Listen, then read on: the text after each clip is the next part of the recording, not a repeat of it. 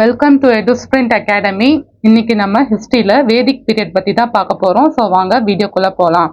So வேதிக் பீரியடோட first time period என்ன அப்படின்னு பார்த்தோன்னா 1500 BC to 600 BC.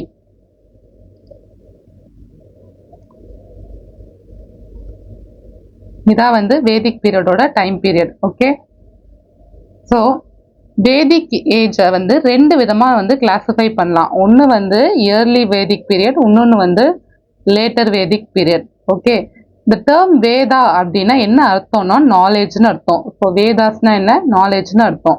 Yearly Vedic, later வேதிக்னு டூ டைப்ஸாக கிளாஸிஃபை பண்ணுறோம்ல. ஸோ இயர்லி வேதிக்கோட டைம் பீரியட் பார்த்தீங்க அப்படின்னா வந்து 1500 BC to 1000 BC. லேட்டர் வேதிக்கோட டைம் பீரியட் வந்து 1000 BC to 600 BC. So next வந்து ஆரியன்ஸ் அப்படிங்கிறவங்களோட ஏஜை வந்து கிளாஸிஃபை பண்ணியிருப்பாங்க. எப்படி கிளாஸிஃபை பண்ணியிருப்பாங்க அப்படின்னா பிரம்மச்சாரி, கிரகஹஸ்தா, வரப்பிரஸ்தா, சன்னியாசி. ஸோ பிரம்மச்சாரினா பேச்சுலராக இருக்கிறது, கிரகஸ்தானா அப்புறம் மேரிட் பர்சனாக இருக்கிறது, வரப்பிரசத்தா அப்படின்னா மேரிட் பர்சன் ஆயிட்டு நம்ம வந்து ஒரு துறவரம் மேற்கொள்றது, அப்புறம் கடைசியில் சன்னியாசி ஆகிறது. இதான் வந்து இப்போ இந்த மாதிரி தான் வந்து ஆரியன்ஸோட ஏஜை வந்து 4 ஸ்டேஜஸாக வந்து கிளாஸிஃபை பண்ணியிருப்பாங்க. ஸோ இந்த ஆர்டர் வந்து நமக்கு எக்ஸாமில் கேட்கலாம், கிரகஸ்தாக்கு அப்புறம் என்ன, வரப்பிரஸ்தாக்கு அப்புறம் என்ன அப்படின்ட்டு. ஸோ இதை எப்படி ஞாபகம் வச்சுக்கலாம் அப்படிங்கிறத ஒரு சின்ன க்ளூவோட பார்ப்போம். ஸோ என்ன அப்படின்னா பக்தி வாசனா, அதான் வந்து இதோட க்ளூ. இங்கே வந்து ஹைலைட் பண்ணியிருக்கோம் பாருங்க, பக்தி வாசனா. அதாவது பக்தினா பிஏனா பிரம்மச்சாரி, ஜி வந்து கிரகஸ்தா, வாசனா வரப்பிரசத்தா, எஸ் வந்து சன்னியாசி. ஸோ நெக்ஸ்ட் வந்து புருஷார்த்தாஸ் அப்படிங்கிறத வந்து 4 பிரின்சிபல்ஸ் வந்து சொல்லியிருப்பாங்க. என்னன்னா தர்மா, அர்த்தா, காமா, மோக்ஷா. ஸோ வேதிக் பீரியட்ல ஒரு மனுஷன் இந்த 4த்தையும் ஃபாலோ பண்ணும் அப்படிங்கிறது சொல்றது தான் இந்த தர்மா, அர்த்தா, காமா, மோக்ஷா. ஓகேவா? ஸோ நெக்ஸ்ட் வந்துட்டு வேதாஸ்.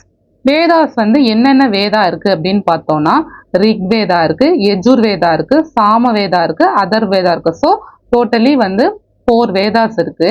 இதுல ஃபர்ஸ்ட் 3 மட்டும் என்ன சொல்லுவாங்க அப்படின்னா, அதாவது ரிக், யஜுர், சாம மட்டும் வேதா 3 அப்படின்னு சொல்லுவாங்க.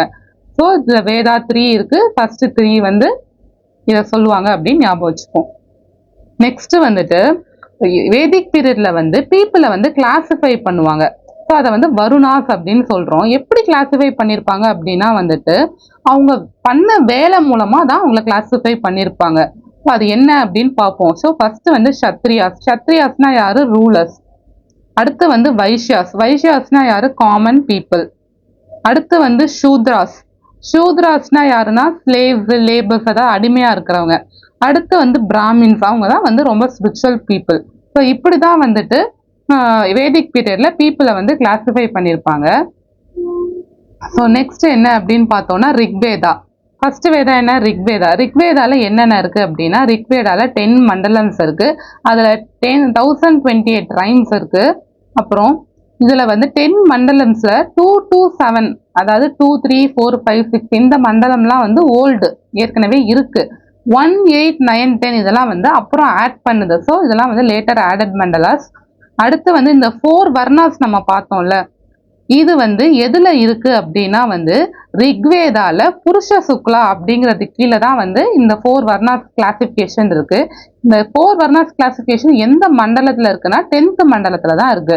ஸோ நமக்கு தெரிஞ்ச காயத்ரி மந்திரமும் ரிக்வேதாஸ்ல தான் இருக்கு.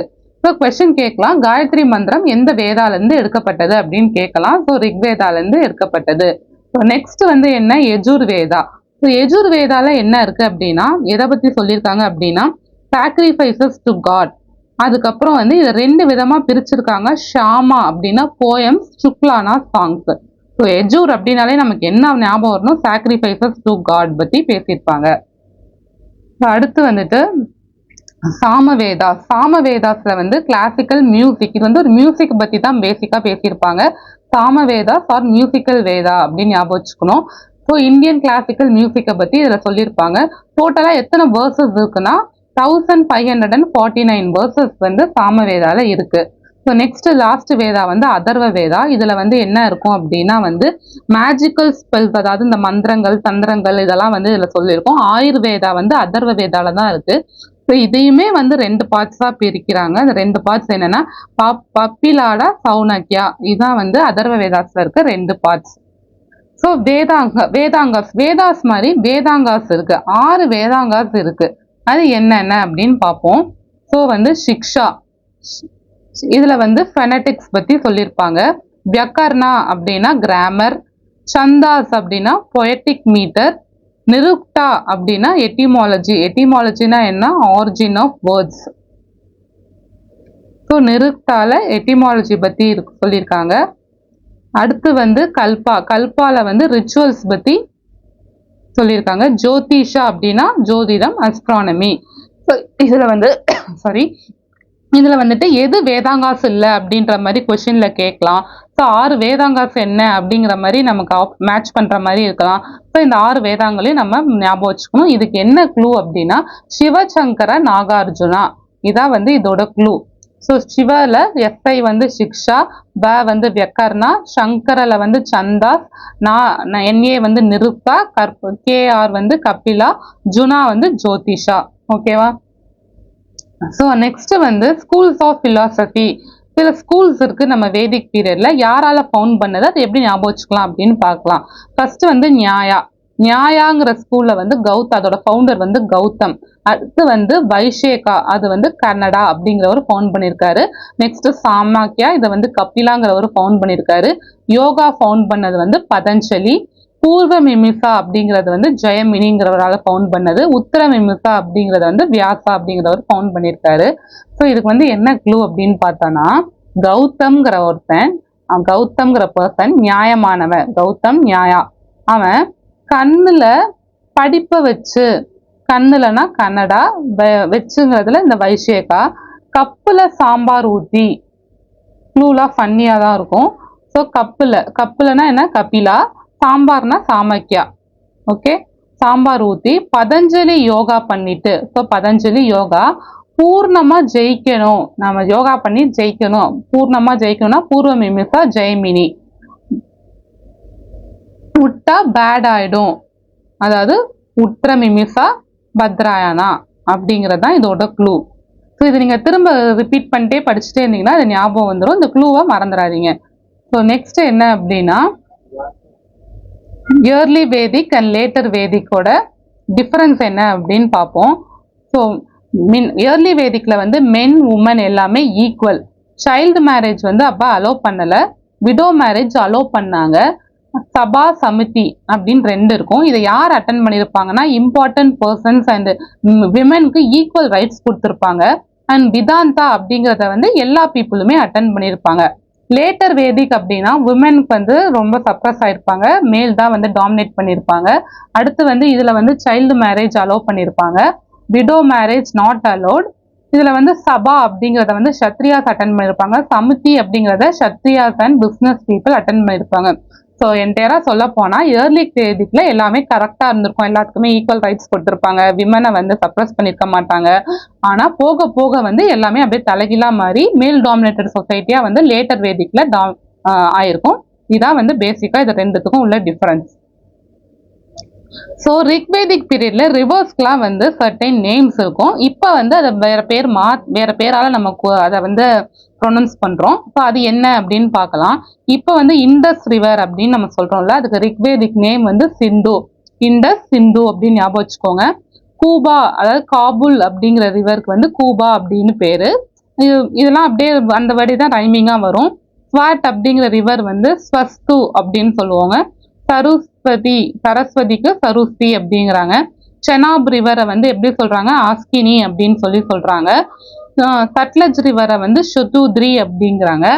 கோமதி ரிவர் மாடர்ன் நேம் வந்து கோமதி, அப்ப வந்து நம்ம என்ன சொல்லியிருப்பாங்கன்னா கோமால் அப்படின்னு சொல்லியிருப்பாங்க.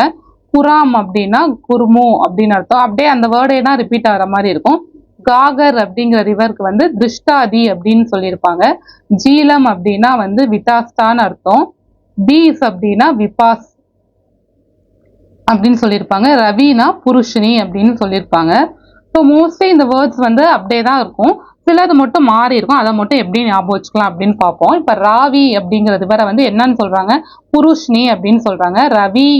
ரவி புருஷன் அப்படின்னு மாதிரி ஞாபகம் வச்சுக்கோங்க.